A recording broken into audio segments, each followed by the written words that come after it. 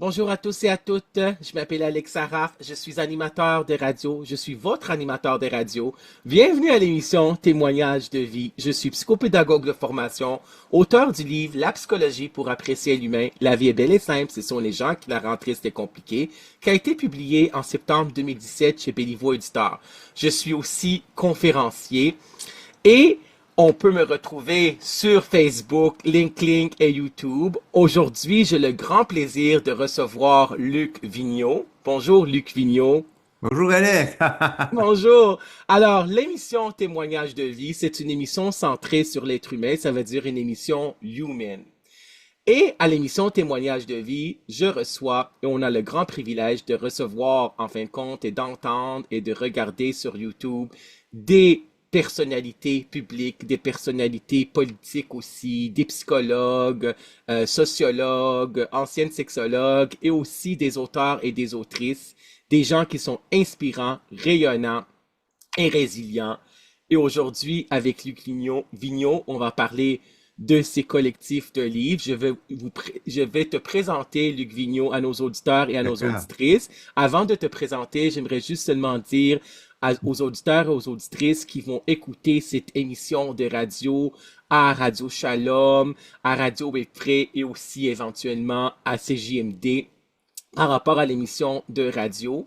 Donc, l'émission de radio, euh, témoignage de vie, c'est par rapport à la trajectoire de vie, l'histoire de vie de chaque être humain, parce que moi, je crois que chaque personne est unique. Moi, je crois à la mosaïque humaine, c'est ce que j'ai écrit dans mon livre, puis qu'il faut accepter la personne telle qu'elle est, avec ses limites, ses forces, son caractère, son tempérament, etc. Donc, vous pouvez me rejoindre sur Facebook, Alex Saraf écrivain, sur LinkedIn aussi, et ceux qui vont regarder cette vidéo sur YouTube, sur la chaîne YouTube Alex Saraf, auteur, animateur de radio, conférencier, puis je vous invite à vous abonner à la chaîne YouTube Alex Saraf, auteur, animateur de radio, conférencier, et mon courriel pour me rejoindre, c'est Alex Saraf, A-L-E-X, S-A-R-R-A-F, 341 arobase gmail.com. Donc, Luc Vigneault, je vais te présenter à nos auditeurs et à nos auditrices et ceux et celles qui vont regarder cette vidéo sur la chaîne YouTube et sur YouTube en fin de compte, là, LinkedIn et Facebook. Donc, Luc Vigneault, tu es auteur en fin de compte, il y a trois collectifs d'auteurs de trois livres en fin de compte, là. C'est trois livres en fin de Absolument. compte. C'est toi qui as eu l'idée en fin de compte, Oui, pour le livre Je suis une personne, pas une maladie, ok? voilà. Qui est C'est un un best-seller en best-seller, qui est un passant. best-seller, c'est ça ce Eh que j'allais oui, dire. C'est un best-seller de Performance Édition. Je suis une personne, pas une maladie.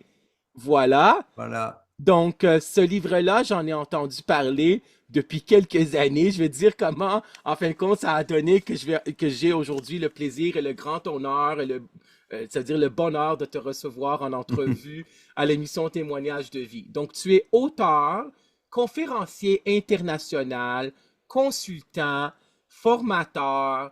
Tu es aussi père et aidant, en fin de compte. Voilà. On va en parler aujourd'hui, c'est quoi un père aidant. Oui, Tu es aussi, tu donnes des cours à l'Université de Montréal, puis à l'Université Laval. de Laval, comme Oui, chargé de cours, en fin de compte, et tu as passé plusieurs fois dans les médias, et tu as absolument. récemment reçu un doctorat honorifique, ça veut dire C'est- un doctorat honoris causa. Et voilà en latin. Ouais, Oui, exactement, en latin. Oui, j'ai fait des recherches avant de te recevoir en entrevue. Ça me fait vraiment plaisir. De l'université, en fin de compte, Laval, en fin de compte, la faculté de pharmacie. Tu as c'est reçu cela. cela cet été 2024. Donc, j'ai regardé aussi quand tu as passé au Téléjournal de Québec, en fin de compte, le lendemain que Oui, tu as reçu. c'était une belle Euh, entrevue. oui, c'était vraiment une belle entrevue. Félicitations, Merci chapeau pour infiniment. ce doctorat honorifique. Tu le mérites vraiment, c'est génial ce que tu fais comme mission. Donc, on va parler de ton parcours aussi. Voilà. Euh, donc moi, j'ai entendu parler de je suis une personne, pas une maladie. J'ai écrit dans mon livre La psychologie pour apprécier l'humain. OK? Hmm. Parce que moi, ce que j'ai écrit dans mon livre, La psychologie pour apprécier l'humain, qui a été publié chez Béliveau Éditeur, j'ai écrit qu'il Oui, faut toujours voir la personne avant de voir le trouble de santé mentale. absolument. Oui. Donc, j'ai cité, en fin de compte, le titre du livre, je suis une personne, pas une maladie, comme j'ai écrit dans mon livre, je le cite, là, page 64. Selon certains spécialistes et d'après moi, il faut enseigner à nos jeunes, de même que dire à tous les adultes qu'il faut toujours voir la personne avant de voir le trouble de santé mentale. Je fais allusion ici au livre qui a été écrit par des spécialistes du milieu médical et paramédical et qui s'intitule Je suis une personne, pas une maladie. Je suis une personne, pas une maladie. La Voilà. maladie mentale, l'espoir de mieux être. Oui, Donc, c'est vrai qu'il faut toujours voir la personne avant de voir le trouble de santé mentale. Donc, j'ai lu les 2 chapitres que tu as écrits dans le livre Je suis une personne, pas une maladie, qui est un best-seller. Je les ai lus au complet. Donc, on va parler de ton histoire, en fin de compte, de vie personnelle, puis de ton histoire de vie professionnelle aussi. Donc, à l'âge de 17 ans, on va partir par le commencement. À l'âge de 17 ans, c'est là que tu as commencé à entendre des voix. Donc, tu as été diagnostiqué comme ayant la schizophrénie. Je veux juste dire à nos auditeurs, c'est quoi la schizophrénie? La schizophrénie, c'est un trouble de santé mentale grave, en fin de compte, sévère, où la personne, en fin de compte, c'est un trouble psychotique. Puis après 6 mois, quand il y a une décompensation psychotique, ça veut dire une déconnexion de la réalité qui dure 6 mois et plus, on met le diagnostic de schizophrénie. Donc, toi, tu étais dans la phase aiguë, dans la symptomatologie, où tu commençais à entendre des voix. Je veux juste dire, avant qu'on parle de ton histoire, juste dire aux gens c'est quoi la schizophrénie pour ceux qui ne le savent pas. C'est pas tout le monde qui a des formations en psychologie. Moi, j'ai un baccalauréat en psychologie, puis une maîtrise en psychopédagogie, qui est une branche de la psychologie qui étudie l'apprentissage, la dynamique de groupe, etc., là, la relation prof-élève. Et j'ai pris aussi des formations avec psychiatres, psychanalystes, psychologues.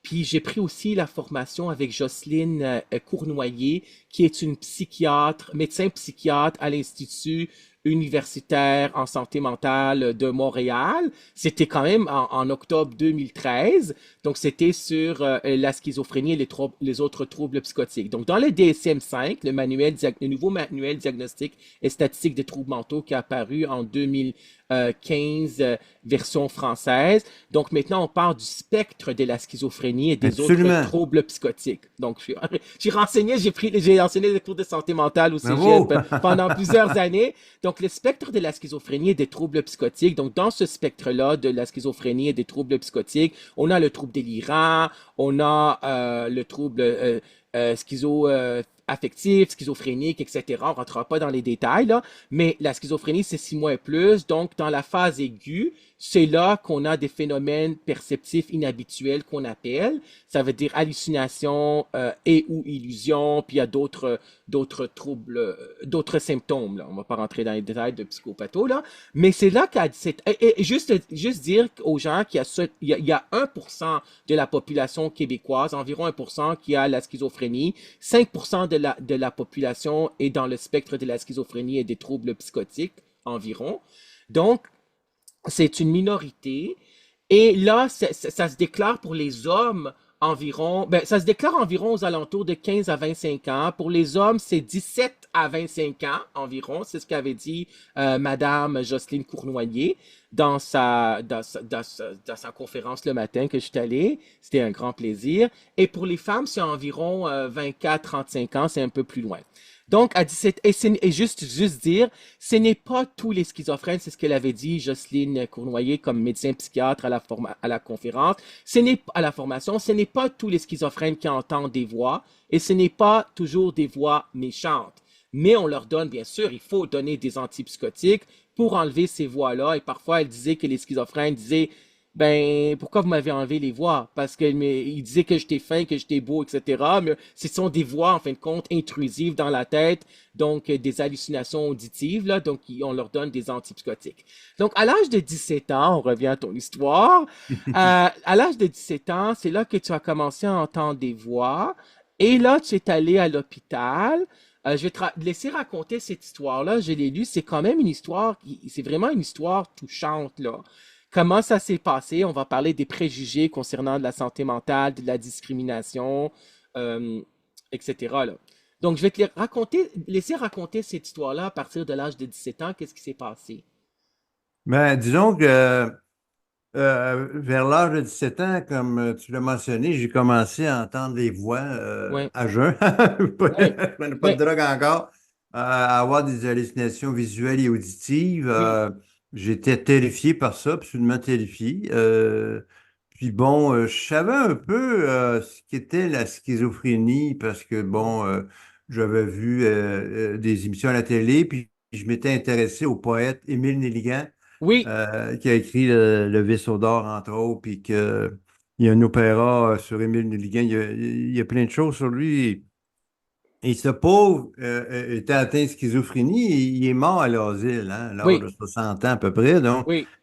moi, mon Dieu, je voulais pas de cette vie-là, ça Mm, m'intéressait pas. Donc, euh, puis il faut dire aussi, Alex, hein, que les gens comme moi, d'abord, les hallucinations sont tellement réelles qu'on ne croit pas que c'est une maladie. On ne croit pas que c'est quelque chose qui n'existe pas. Pour nous, c'est notre réalité. Donc, aller chercher de l'aide, puis aller se faire soigner, au début, non. Bon, on n'est pas porté à y aller parce qu'on ne se reconnaît pas malade. Puis en plus, tu sais, on doit avoir l'esprit ouvert, mais aller dans un hôpital psychiatrique pour consulter, c'est un pas de dire, ben là, je suis fou, je suis rendu chez les fous. Et même si on a l'esprit bien ouvert, c'est un choc. Hein? oui, C'est un choc. Donc j'ai été consulté un peu dans des médecins de famille, sans parler des voix, parce que j'avais peur mm, de ce qui pouvait m'arriver, fait qu'on m'a plus ou moins bien traité. Bref, oui, oui, et c'est là qu'après ça, la drogue est arrivée. C'est là que j'ai oui, commencé à consommer des... Et là, et ça l'a exacerbé les troubles mentaux, ça l'a amplifié les troubles mentaux. Donc, et moi, j'avais une grande sœur qui s'occupait beaucoup, beaucoup de moi parce que moi, je suis le bébé, je suis le oui, dernier, la famille de quatre. Et puis, ma mère est un peu dépassée par les événements. Fait que c'est ma grande sœur qui est venue me voir et elle a dit, on va aller à l'hôpital avec toi. Bon. Je l'ai suivie. Puis moi, je viens de Montréal. Donc, je viens de Montréal, mais j'habitais dans l'est de Montréal. Et donc, je voulais pas aller à Louis-Polyte, qu'on appelait Louis-Polyte Lafontaine, là, qui mm, est l'Institut universitaire de santé mentale de moi. Je voulais pas y aller, mais je suis mm, pas fou, moi. Hein? Donc, je vois pas. Donc, on est allé à Maisonneuve-Rosemont, oh oui, qui est un hôpital général. Et là, ben, on a appris qu'il il soignait la psychiatrie par les codes postaux. Hein? mm, Donc, on s'est fait dire que je n'étais pas dans le bon code postal. Mon code postal correspond à Louis H. Mais c'est important de dire que c'est une discrimination oui, qui persiste encore, oui, selon le nouveau ministre de la Santé qui jure qu'il va abolir ça, parce que tu sais, n'importe quel Québécois ou Québécoise peut aller n'importe où au Québec pour mm, n'importe quelle maladie. Ils vont l'accueillir, ils vont la traiter, ils vont la soigner, oui, sauf en psychiatrie. oui. En psychiatrie, c'est sectaire. Ça veut dire il faut que Oui, ça soit dans la section où tu habites avec c'est ton code ça. postal. Oui, oui, ça l'est C'est, encore. Oui. oui, puis c'est tellement, excuse le mot, absurde.